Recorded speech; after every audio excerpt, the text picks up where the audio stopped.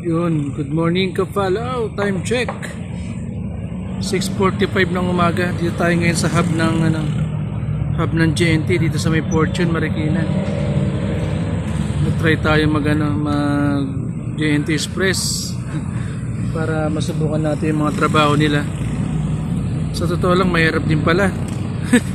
Akala natin ini-scan lang nila sa bahay ng ating parcel. Pero pagdating dito sa warehouse, bago ka pumasok, bago ka pumunta dun sa mga site na area mo, marami pa palang gagawin. Naku po. Dito ako ngayon sa Fortune, Marikina.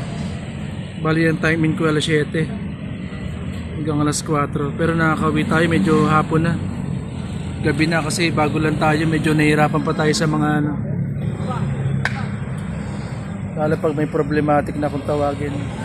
Yung mga hindi pala nakukuha na parcel, kailangan pa nilang i-report. Meron silang format na sinusunod. Kaya di pala biro-biro itong ginagawa ng mga ating mga GNT, Lazada, Shopee. Akala natin ang bilis lang. Yung pala, dami pang process. Tayo tanggap ng parcel sa bahay. Minsan wala pa tayo sa bahay. Isa pang problema yon. Kailangan din pala mag-iwan tayo ng pera pag parating na sila. Kasi another report yun. Medyo madami na rin ng rider. Kaya pag-order kayo, dapat may naiwan kayong pera kung aalis kayo.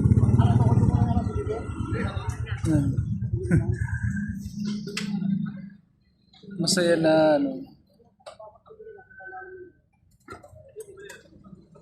dadatingan na yung mga rider.